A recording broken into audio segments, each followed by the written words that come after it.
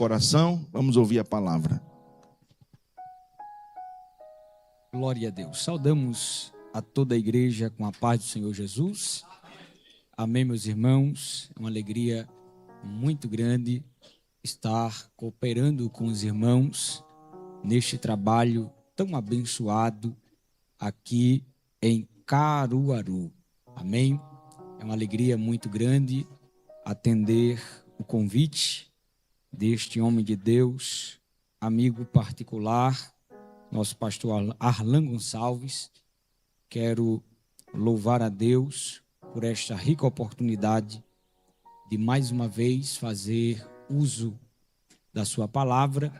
Quero deixar aqui a minha gratidão ao nosso pastor Arlan, que Deus abençoe sua vida e também toda a sua família, a sua esposa. Minha esposa não pôde me acompanhar hoje, pois nosso herdeiro, ainda vai fazer 2 meses e estamos naquela cautela, né? Creio que após o dia 20 nós estaremos caminhando juntos na terra, porque crente de pentecostal também é pentecostal. Amém? Que Deus abençoe nosso pastor. Quero deixar aqui registrado também minha gratidão ao anjo dessa igreja, o pastor Hélio, na qual temos um grande apreço. Que Deus abençoe seu servo e a todos os obreiros que estão à minha retaguarda, à minha dianteira. Que Deus abençoe a cada um dos irmãos. Queridos, abram comigo vossas Bíblias, por gentileza, na epístola do apóstolo Paulo aos Romanos, no capítulo 5. Epístola do apóstolo Paulo aos Romanos, no capítulo 5, a partir do versículo 12. Louva a Deus também pela vida do jovem auxiliar Mateus, o mesmo coopera conosco ali no nosso tempo central da Assembleia de Deus Nova de Paz, em Jardim Piedade. Que Deus abençoe este jovem pregador, em nome de Jesus. Quantos acharam, digam amém.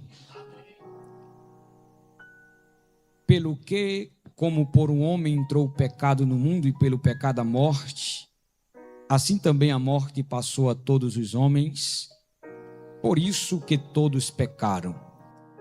Porque até a lei estava o pecado no mundo, mas o pecado não é imputado não havendo lei. No entanto, a morte reinou desde Adão até Moisés, até sobre aqueles que não pecaram, à semelhança da transgressão de Adão, o qual é a figura daquele que havia de vir. Mas não é assim um dom gratuito como a ofensa, porque se pela ofensa de um morreram muitos, muito mais a graça de Deus e o dom pela graça, que é de um homem só, Jesus Cristo, abundou sobre muitos. Amém? Queridos e amados irmãos, diante desse texto que acabamos de ler, vamos falar baseado na lição número 2, na qual está um tema proposto, falar sobre a visão bíblica da morte. Eu gostaria que você deixasse a sua Bíblia aberta, se possível, a sua lição. Nós estaremos devagarinho, mastigando um pouquinho a palavra de Deus. Amém? Então, queridos e amados irmãos, dentro da introdução, a palavra escatologia, ela tem origem dos termos gregos eschatos, que significa último, e logos, que significa estudo ou mensagem. De uma forma simples, escatologia é o estudo sistemático das coisas que acontecerão nos últimos dias. Ainda na introdução, vai nos dizer que a escatologia ela pode ser dividida em 2 partes, escatologia geral e escatologia individual. Dentro da escatologia geral, na qual irá abranger estudos acerca de eventos futuros, como, por exemplo, o fim dos tempos, o arrebatamento da igreja, a grande tribulação, a vinda de Cristo, o milênio, o juízo final, o perfeito estado eterno, na qual durante esses dias os irmãos estarão tratando também acerca desses assuntos. Porém, a escatologia também é dividida na escatologia individual, onde ela trata acerca de aspectos futuros da vida das pessoas, como, por exemplo, o estado intermediário, a ressurreição dos mortos e o destino final. E nesta noite nós abordaremos acerca da escatologia individual, na qual trataremos acerca da morte. Mas antes de tudo, precisamos compreender um pouco o que o apóstolo Paulo escreveu aos Romanos no capítulo 5. E eu gostaria que você abrisse aí sua Bíblia no capítulo 5, porque pela primeira vez o apóstolo Paulo aqui, ele refere-se à entrada do pecado no mundo em decorrência da queda de Adão, na qual é a razão pela qual todos os homens são pecadores, pois o pecado entrou no mundo por meio de Adão. Haja vista que no 5º século, Pelágio negou a universalidade da queda e disse que nós hoje somos livres tanto quanto Adão era antes da queda.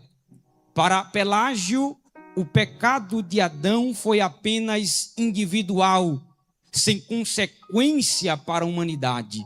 Pelágio ensinava que os homens imitavam o pecado de Adão e morrem em consequência do seu próprio pecado.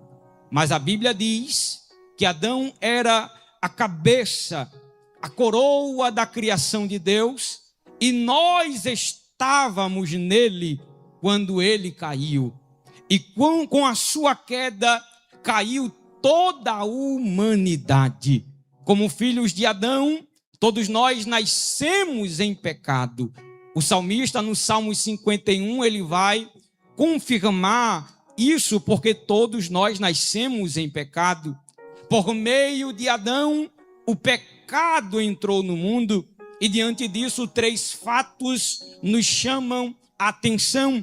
Se você puder abrir a sua Bíblia no capítulo 5 da Epístola aos Romanos, no versículo 12, Paulo, escrevendo aos Romanos, ele diz: como por um homem entrou o pecado no mundo. Em primeiro lugar, o primeiro fato que nos chama a atenção é que o pecado entrou no mundo por um homem. Embora o pecado já houvesse ocorrido no mundo angelical com a queda de Lúcifer, na história humana, o pecado foi introduzido pela queda de Adão.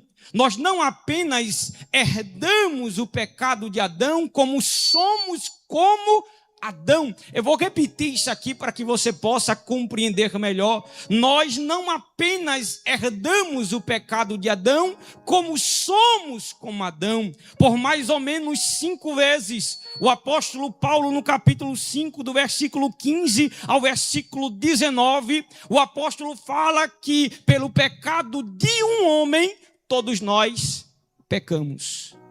No verso 15, Paulo lhe diz: pela ofensa de um só, morreram muitos. No verso 16, Paulo diz: o juízo de um só reinou a morte. Continuando no versículo 18, ele diz: por uma só ofensa veio o juízo sobre todos os homens para condenação. E por último, Paulo ele termina dizendo no versículo 19: pela desobediência de um só homem, muitos se tornaram pecadores. Então, o primeiro fato que nos chama a atenção é que o pecado entrou no mundo por um homem. O segundo fato que nos chama a atenção, ainda no versículo 12, ele diz: e pelo pecado a morte. O segundo fato que nos chama a atenção é que a morte entrou no mundo pelo pecado. A morte é como o outro lado do pecado, porque onde vive o pecado, a morte vive no pecado. Quando o pecado reina, ele reina pela morte, porque viver no pecado é viver na morte, porque o pecado é a mãe da morte. A morte é a filha do pecado e ao mesmo tempo o juízo contra ela. Em Adão todos pecaram e em Adão todos morreram. Eu vou repetir isso aqui. Em Adão todos pecaram e em Adão todos morreram. Porque a morte só cai hoje sobre nós, não apenas porque todos pecaram como Adão, mas porque todos pecaram em Adão. O terceiro fato que nos chama a atenção, ainda no versículo 12, ele diz: também a morte passou a todos os homens. O terceiro fato que nos chama a atenção é que a morte sobreveio a todos os homens, porque todos pecaram em Adão, e o salário do pecado é a morte, e a morte passou a todos os homens, uma vez que todos pecaram. Porque a morte, ela não atinge apenas a uma classe, ela atinge a todos sem distinção e sem exceção, e nenhum de nós podemos se esconder da morte, pois ela será o último inimigo a ser vencido. Diante disto, a morte é um fenômeno que se abate sobre cada um de nós, independente de sexo, independente de classe social, independente de raça, independente de status, independente de qualquer coisa, a morte, ela vem. Você pode fazer botox, você pode fazer academia, você pode ter uma alimentação saudável, você pode ter os melhores médicos, você pode botar maquiagem, pó, barro, mas a morte, ela vai chegar. Me ajude a pregar nesta noite e diga assim para alguém que está do seu lado: a morte vai chegar. Pode ser hoje, misericórdia. Pode ser amanhã. Quem quiser ir na frente pode ir, viu? Pode ser daqui a alguns anos. A questão não é a morte. A questão, meus queridos e amados irmãos, é onde estará a nossa esperança. A questão não é a morte. A questão é como nos comportaremos diante da realidade da morte. Em uma sociedade materialista, evita-se falar sobre a morte. Fala-se sobre tudo, menos sobre a morte. Mas afinal de contas, quem é que pensa em morrer? Sim ou não? A gente pensa em casar, a gente pensa em constituir família, a gente pensa em comprar um imóvel, a gente pensa em entrar em uma universidade, mas ninguém pensa no dia da morte. Ninguém prepara o funeral. Mas será que existe alguma virtude na morte? Nos dias atuais existe o desespero. O desespero tem tomado conta das pessoas na hora da morte. Até, me permita dizer, dos salvos em Cristo Jesus. Mas infelizmente isso é um reflexo de alguns púlpitos que não estão preocupados em preparar suas ovelhas através da palavra para enfrentar essa realidade que pode chegar em qualquer família sem avisar e sem pedir licença. Quantos de nós conhecemos pessoas que já partiram, que eram saudáveis, que estavam até na igreja, mas do nada o telefone toca e diz: olha, fulaninho morreu.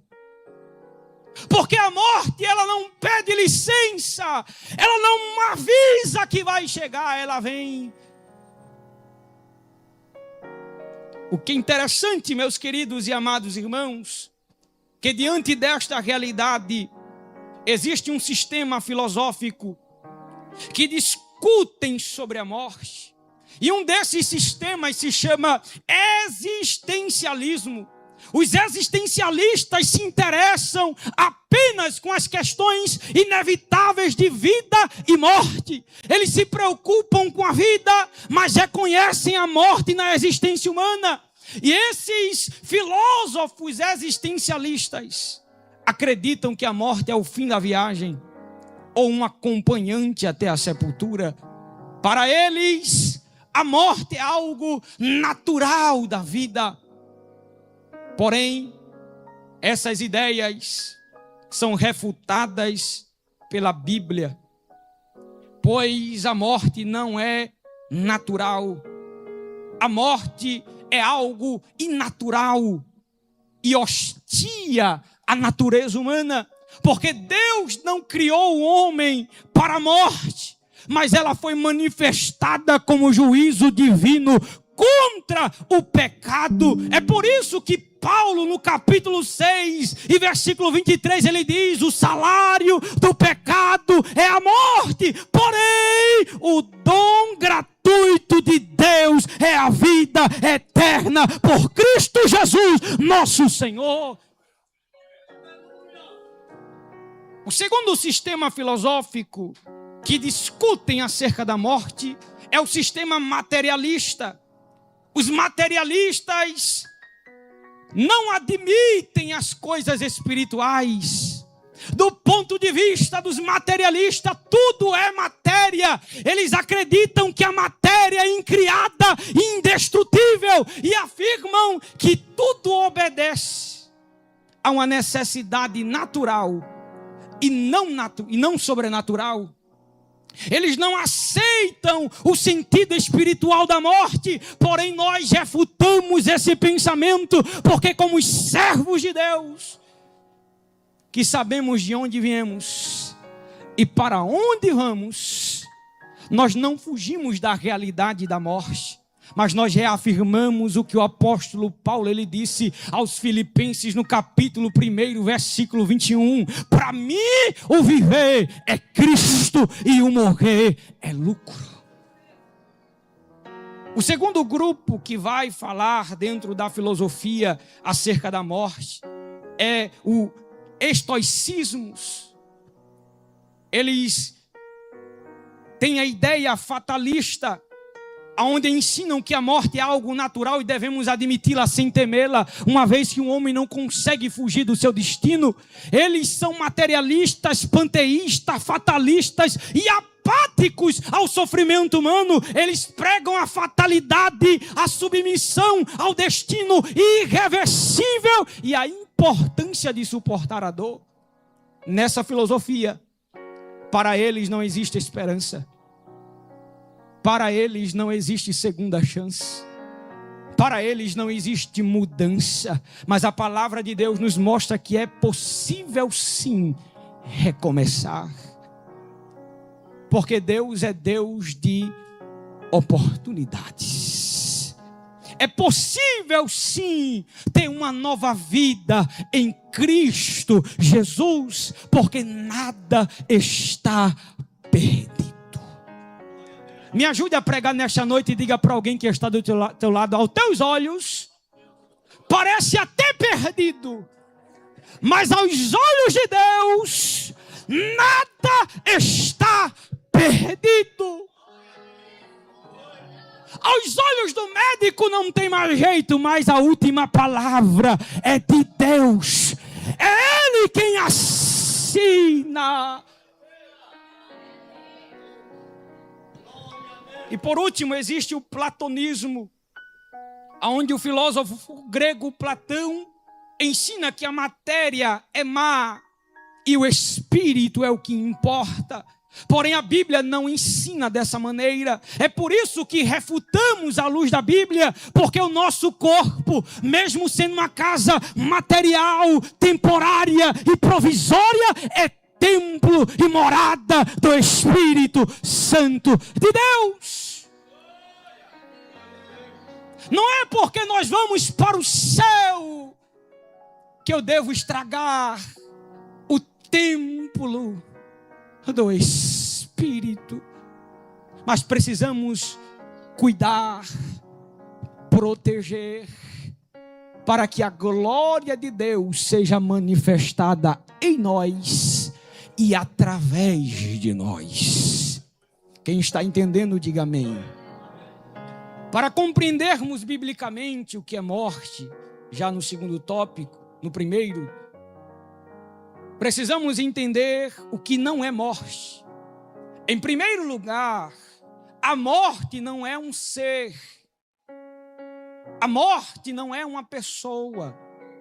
A morte não é aquele ser que a gente vê por aí, muita gente postando, todo encapuzado de preto,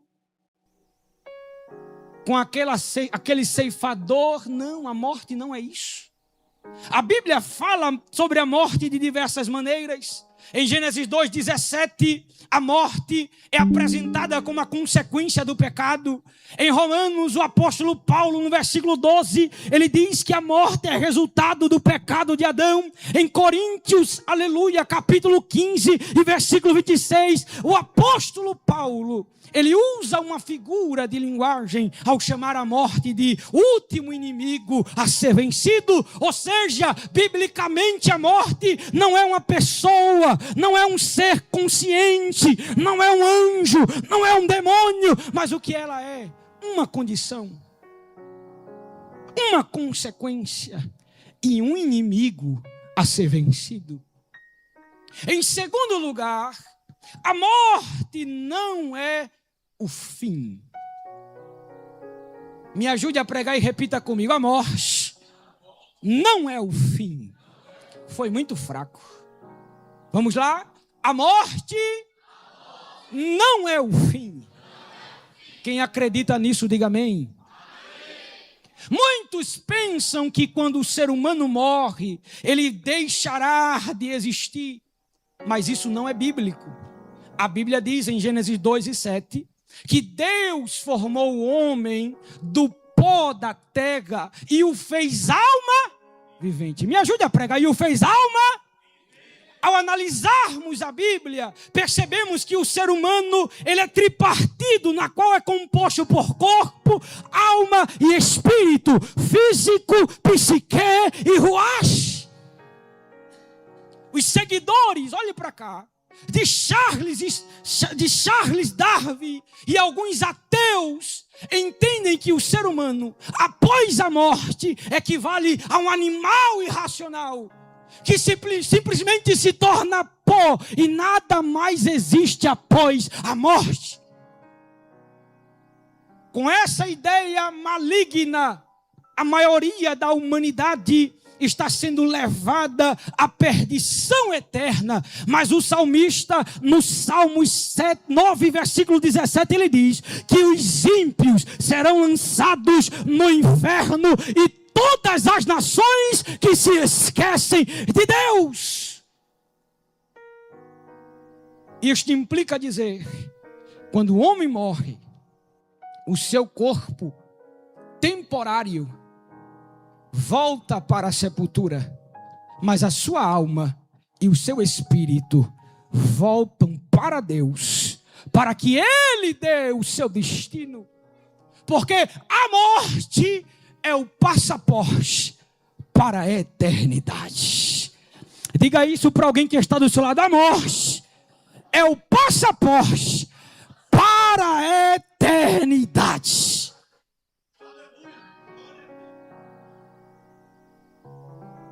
Muitos não terão esse privilégio que talvez a nossa geração tenha, de que quando Jesus voltar, nós não precisamos experimentar a morte física, mas outros experimentarão a morte.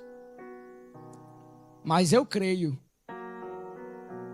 que eu estou vivendo nos últimos dias, e quando a trombeta tocar, aleluia, eu sinto Jesus aqui neste lugar. Ele manda labaracé. Nós receberemos um corpo incorruptível. Seremos transformados e subiremos para estar com Cristo por toda a eternidade. Você crê nesse dia glorioso? Essa é a esperança da igreja, na qual nós romperemos a lei da gravidade para se encontrar com o Senhor nos ares. Aleluia! Mas o que é a morte? Existem diversas expressões na Bíblia que possuem diversos significados e que podem descrever a morte de diversas maneiras, como por exemplo, em Filipenses capítulo 1, versículo 23, o apóstolo Paulo, ele usa a expressão partir, estar com Cristo, para descrever ou se referir à morte como algo bem melhor ao lado de Cristo. Aleluia. Em Gênesis capítulo 3 e versículo 19 e em Eclesiastes 12, 7, nós encontramos a expressão voltar ao pó, aonde o nosso corpo retornará à terra de onde foi formado, referindo-se também à morte. Em 1 Tessalonicenses capítulo 4, versículo 13, o apóstolo Paulo, falando acerca da ressurreição e da vinda de Cristo, ele usa a expressão dormir, quando ele diz, nem todos dormiremos, para indicar a morte. Diante disso, existem expressões que descrevem a morte, mas precisamos compreender a morte em 3 aspectos. E que aspectos são esses? Em primeiro lugar, precisamos compreender a morte no aspecto biológico. Porque a morte, do ponto de vista biológico, é a cessação irreversível de todas as funções vitais de um organismo, resultando na perda da unidade biológica e colapso celular total. Ou seja, biologicamente a morte é um processo gradual que culmina na interrupção definitiva das atividades cerebrais, cardíacas e respiratórias. Do ponto de vista científico, a morte é definida como a cessação irreversível, porém permanente, das funções vitais de um organismo, incluindo a cessação da circulação sanguínea, respiração e atividade cerebral. Em outras palavras, a morte no aspecto científico é um processo biológico universal que marca o fim da consciência e a desintegração do sistema orgânico. Porém, do ponto de vista teológico, a Bíblia fala de 3 tipos de morte. Porém, quando a morte, nós observamos em Tiago capítulo 2, e versículo 26, se você puder abrir a sua Bíblia, por gentileza. Tiago capítulo 2 e versículo 26. Porque assim como o corpo sem o espírito está morto, assim também a fé sem obras é morta. A primeira morte é a morte física. A morte física, ela acontece quando a alma e o espírito são separados do corpo. Na morte física, o homem interior é separado do homem exterior, ou seja, o espírito e a alma é separado do corpo, e é nesse momento que acontece a transição do mundo visível para o mundo invisível, porque todos os seres humanos experimentarão a morte, porque o homem veio do pó e para o pó retornará.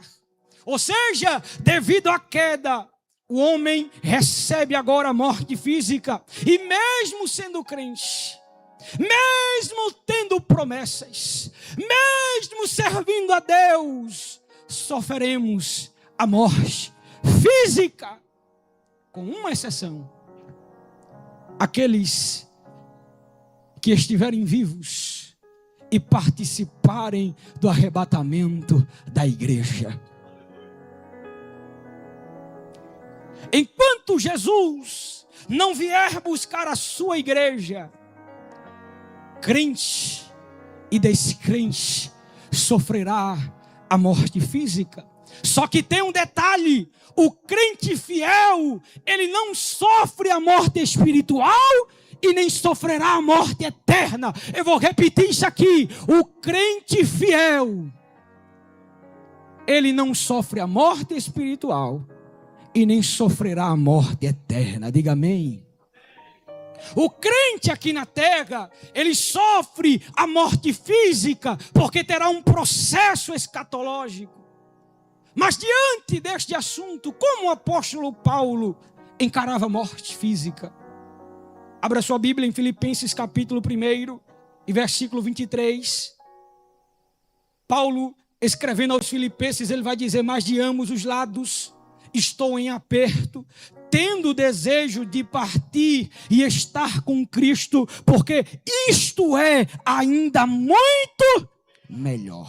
Aleluia. Quem deseja partir e estar com Cristo. Agora, quem de nós tem essa estrutura do apóstolo Paulo? Quem de nós tem essa base do apóstolo Paulo? Porque para Paulo a morte não era um desastre final. Para Paulo a morte não é uma derrota. Para Paulo a morte não era fracasso. Mas o que era para Paulo? A morte era o começo para uma nova vida. Porque a morte para o cristão não é o fim. A morte para quem está em Cristo não é derrota. A morte para quem está em Cristo não é fracasso. Mas a morte é uma passagem para a vida eterna. É por isso que Paulo, ele diz em 2 Coríntios capítulo 5, versículo 1: porque sabemos que se a nossa casa terrestre, nosso corpo, nossa casa temporária se desfizer, temos um edifício, uma casa não feita por mãos humanas, mas eterna. Aleluia, eu sinto Jesus. Diga para alguém que está do seu lado: tudo isso vai passar, mas tem algo no céu que já está preparado para receber a igreja lavada, remida. Aleluia! Nós subiremos e estaremos com Cristo. Ele manda laboração. Aleluia! A Bíblia também vai falar da morte espiritual. A morte espiritual é uma situação de todos os que ainda não experimentaram o novo nascimento. Os homens não regenerados estão vivos fisicamente, mas estão mortos espiritualmente. Ou seja, estão separados de Deus como consequência do pecado por Adão e em decorrência dos seus próprios pecados. Diferente da morte física, a morte espiritual é um estado de morte em vida que afeta o relacionamento com Deus. São aqueles que se afastam, são aqueles que estão fracos, são aqueles que deixam de congregar, são aqueles que outrora pregavam e não pregam mais, são aqueles que outrora louvavam e não louvam mais, são aqueles, aleluia, que estão na caverna. Isto é chamado de morte espiritual. Estão vivos fisicamente, mas estão mortos espiritualmente. A morte espiritual é um processo de deteriorização que só é interrompido pela fé em Jesus. Enquanto a morte física separa a alma e o espírito do corpo, a morte espiritual separa a nossa alma e o nosso espírito de Deus. E por último, a Bíblia também vai falar da morte eterna, que é a separação definitiva de Deus, na qual também é chamada de segunda morte. Os que vivenciarem essa terrível experiência terão como tormento eterno, pois o profeta Daniel, no capítulo 12, versículo 2, ele diz: uns ressuscitarão para a vida eterna, e outros para vergonha e desprezo eterno. Se a vida dos salvos experimentarão, será eterna. Aqueles, aleluia, ímpios, experimentarão também um tormento eterno. Os ímpios serão julgados, receberão a punição da rejeição que fizeram a graça de Deus e serão lançados no lago de fogo. Mas diante disso, qual é o destino dos mortos? Para onde vai os mortos?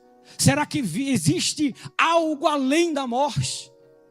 Eu estava lendo o livro do pastor Elinaldo Renovato e ele conta uma conversa de um pastor com uma jovem que dizia, ele olha para esta jovem e pergunta para ela: como você está? E ela respondeu ao pastor: estou bem. E o pastor continuou a perguntar e disse: estás estudando? E ela respondeu: sim. E ele perguntou o que ela pretendia fazer depois dos estudos. Ela disse: pretendo exercer minha profissão. E o pastor continuou e disse: e depois? Ela respondeu: pretendo me casar, pretendo ter família. E o pastor continuou: e depois de casar? E depois de ter filhos, o que você vai fazer? Ela pensativa, ela disse: depois deve vir a morte. E o pastor continuou e disse: e depois da morte? Ela respondeu: depois da morte, só Deus sabe. Essa conversa com o pastor termina em um ponto em que o ser humano não tem resposta, como que: o que será depois da morte? O que acontecerá depois da morte? Os salvos que estiverem nos túmulos na vinda de Jesus ressuscitarão em um corpo glorioso e irão ao encontro de Jesus juntamente com os salvos transformados. Portanto, os salvos depois da morte e antes da ressurreição não irão direto para o céu. E eles vão para onde? Para um lugar intermediário. Logo, o estado intermediário é um estado entre a morte física e a ressurreição, tanto dos salvos como dos ímpios.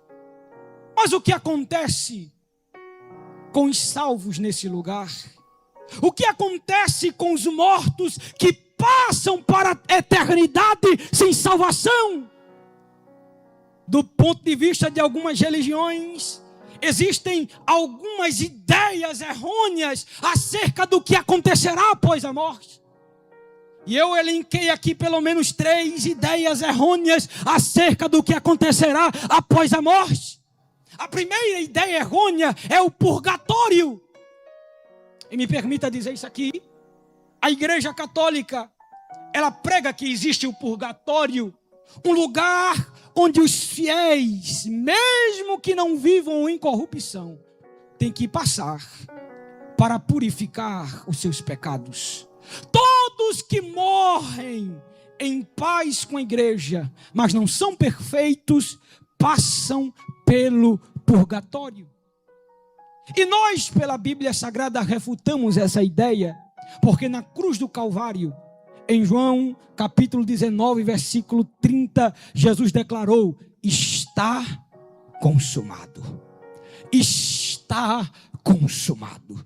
Indicando que a dívida foi paga na cruz do Calvário, meu pastor Arlan.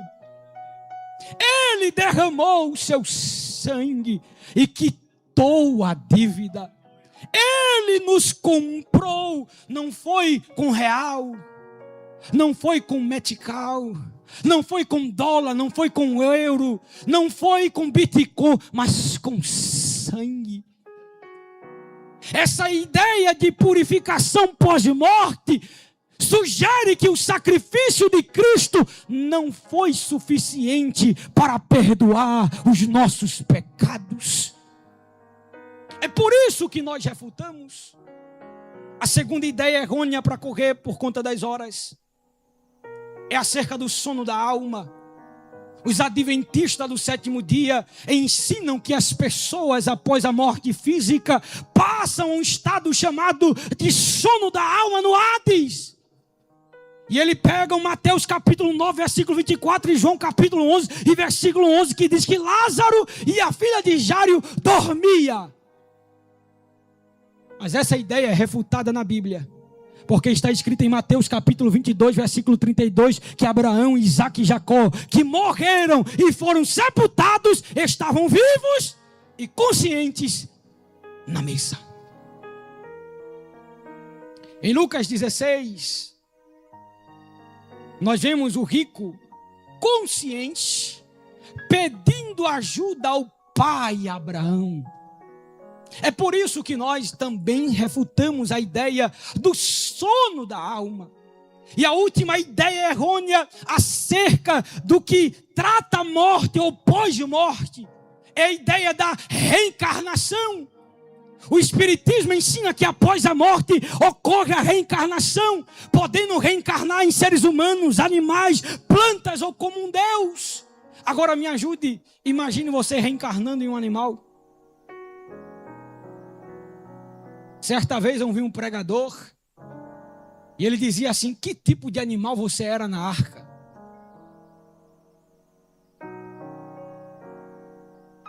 Já imaginou você reencarnar em uma planta, em um gato? Eu parei assim, fiquei pensando: meu Deus, que tipo de animal eu sou na arca? Que negócio é esse, irmão?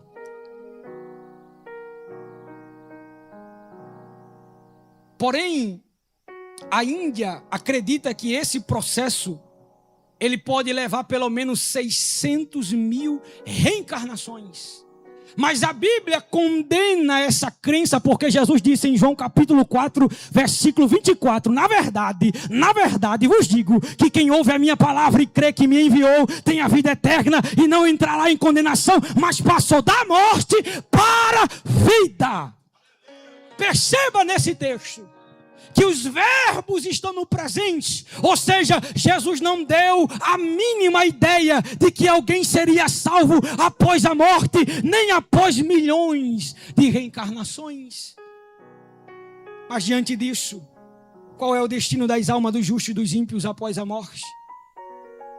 Para onde vai os justos?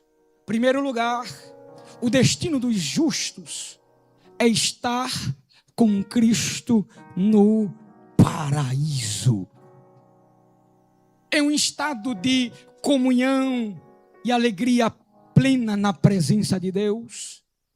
Já parou para imaginar esse dia?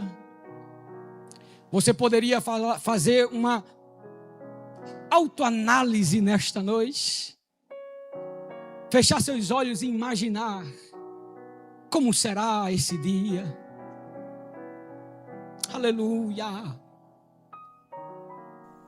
Os nossos olhos, os nossos pensamentos não têm nem estrutura para saber como será este dia. Porque os que deixarem esse mundo estarão com Cristo, mas não entrarão em estado de inconsciência, mas vão passar imediatamente a desfrutar da presença de Deus, experimentarão descanso, paz, consolação, descanso, paz e consolação. Nós deixaremos este mundo ao léu, enquanto nós sofremos aqui, enquanto nós passamos por certas situações na terra, lá desfrutaremos da presença de Deus. Aleluia, lá, aleluia. estaremos com Cristo por toda a eternidade. Se você não deseja isso, você está precisando aceitar Jesus de novo. Você está precisando voltar para Jesus novamente. Porque é bom ter casa, é bom ter carro, é bom ter tudo do bom e do melhor. Mas a melhor coisa é a gente ter o nome escrito no livro da vida e saber de onde viemos e para onde nós vamos. Aleluia! E correndo para o final, já passei 7 minutos. O destino dos ímpios, após a morte física dos ímpios, eles vão para um lugar chamado Hades, lugar de sofrimento e separação de Deus e lugar de tormento. O apóstolo Pedro, ele diz que após a morte, os ímpios estarão sob castigo, porque ele diz que o Senhor sabe livrar da tentação os piedosos e reservar os injustos para o dia do juízo, para serem castigados. Enquanto os justos terão descanso, paz, consolação, os ímpios serão castigados, os ímpios serão atormentados, os ímpios sofrerão, aleluia.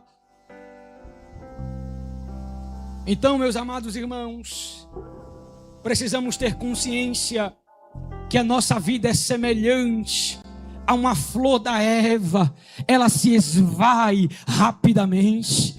Nós estamos aqui hoje adorando a Deus, servindo a Deus, mas quem garante que chegaremos em casa vivos? Quem garante que amanheceremos vivos?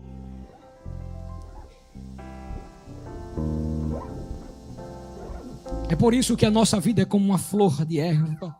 Todavia, nesta noite, tenha em mente que o viver em Cristo e o morrer é lucro. Não se prenda a questões passageiras. Não se prenda a carros. Não se prenda a bens materiais. Não se prenda às coisas terrenas. Mas tenha em mente que tudo passa. Tudo passa. Tudo passa. Mas preencha nesta noite a sua mente com o Evangelho, para que no final da sua vida você possa abrir a sua boca e dizer como o apóstolo Paulo no final da sua carreira: combati o bom combate, guardei a carreira e guardei a fé. A coroa da justiça me está guardada, a qual o Senhor justo juiz me dará naquele dia, e não somente a mim, mas a todos que amam a sua vinda.